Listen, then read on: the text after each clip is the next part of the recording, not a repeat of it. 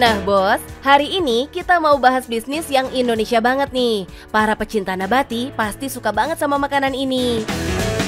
Yap, tempe bos. Eits, tapi ini tempe bukan sembarang tempe loh. Tempe ini tuh sehat banget. Kok bisa ya? Bukannya tempe emang sehat? Tapi tempe di sini diolah dengan cara yang higienis. Bahan baku dan peralatan yang digunakan diperhatiin banget bos. Gak heran kalau penjualan tempe di sini bisa ngantongin ratusan juta tiap bulannya. Widih. Halo bos, kata siapa usaha tempe cuma gini-gini aja. Kami di sini menjual 9 olahan dari tempe. Penasaran? Tetap di Cuan Bos.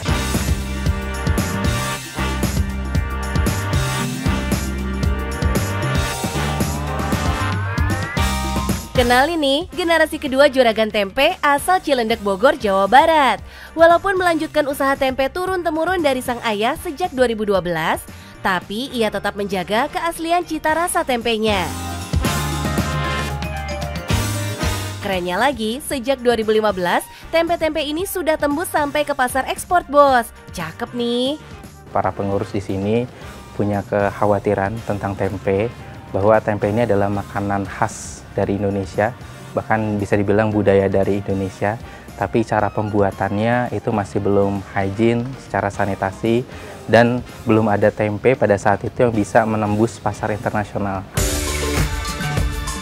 Mantep bener. Apa sih rahasianya sampai produk tempe di sini bisa go internasional begitu?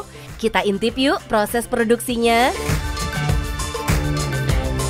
Tuh, lihat sendiri kan, prosesnya higienis bingit bos. Gak lupa, para stafnya juga make outfit tempur.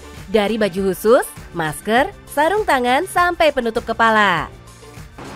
Nah bos, sekarang kita sedang masukin ruang fermentasi. Ruang fermentasi ini adalah proses terakhir dari proses pembuatan tempe. Di pabrik ini kita bisa membuat 800 kg tempe atau sekitar 4.000 piece tempe dalam satu hari. Meskipun yang punya bisnis tempe banyak ya bos, tapi Mas Bella mampu menjadikan tempe ini berbeda dari tempe yang lain loh. Aneka olahan tempe pun diluncurkan sebanyak-banyaknya oleh Mas Bella. Kita punya, kalau di produk olahan tempe, kita punya 9 produk olahan. Ada tempe bacem, tempe ungkep, naga tempe ayam, naga tempe sayur, keripik tempe, tepung tempe, tempe flex, cookies tempe. Nah, itu semua adalah nilai-nilai tambah dari tempe itu sendiri. Wih, lengkap kap-kap. Sebagian besar diantaranya bahkan dijual ke puluhan cabang supermarket dan e-commerce, bos. Jadi warga plus 62, so easy dong to find this produk tempe everywhere. Bahkan Mas Bella dan timnya siap sedia buatin produk tempe all in, sampai ke desain-desainnya segala, bos. Cakep. Iya, rata-rata yang kami buatkan adalah produk-produk orang lain gitu. Kenapa seperti itu? Karena kita yang punya beberapa sertifikasi. Kita punya sertifikasi BPOM. Buat tempe itu kan sesuatu ya, tempe segar. Kita punya SNI, kita punya HACCP. Makanya kita bisa ngirim produk sampai ke luar negeri gitu. Wah, nggak cuma bikin untuk sendiri. Ternyata bisa maklon tempe juga nih sama Mas Bella. Siapa yang pernah makan tempe, tapi tempenya asam, ngacung? Tenang bos, Mas Bella berani menjamin tempenya tidak asam, enak, sehat, dan tanpa bahan pengawet. Tapi bos, untuk menghasilkan tempe yang enak dan berkualitas setiap hari itu nggak gampang loh. Setiap hari Mas Bella harus menyiapkan bahan baku berkualitas, agar tempe hasil olahannya memiliki cita rasa tinggi. Ini dia yang jadi modal dasarnya bos, memakai kedelai unggul yang diimpor langsung dari negara USA. Top lah.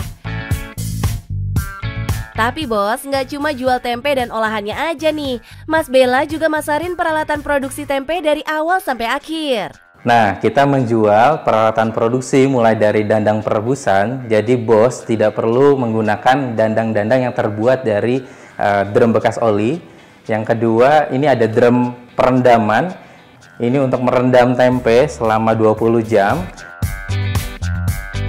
Nah, yang terakhir ini adalah mesin pencuci kedelai. Jadi ini lebih otomatis bos. Jadi bos nggak perlu tuh nyuci secara manual. Sekarang sudah ada mesin pencuci kedelai.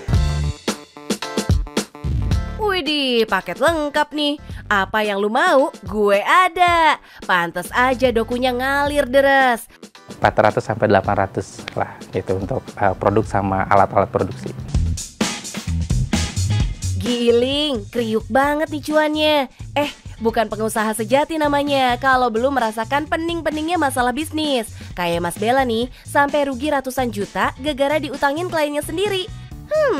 Tega banget ya.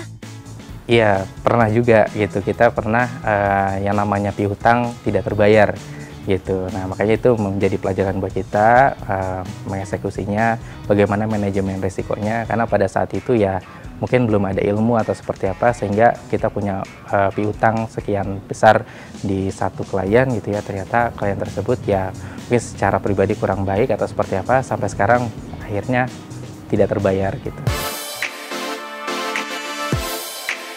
Mantep nih Mas, stok sabarnya panjang bener. Tapi hikmah dan hasil baiknya kelihatan betul kan? Terbukti nih bos, kalau tekun dan konsisten jalanin bisnis, hasilnya pasti oke punya. Ini bukan cuma sekedar teori belaka loh. Lihat aja rumah tempe ini buktinya. Salut Mas. Gimana sih produk yang dibilang adalah produk receh bisa tembus ke pasar internasional? Kami punya beberapa tipsnya. Yang pertama, pastikan produknya bos mempunyai kualitas yang baik, packaging yang baik, dan sebagainya. Yang kedua, pastikan bos punya target market yang jelas untuk market yang ingin bos masukkan.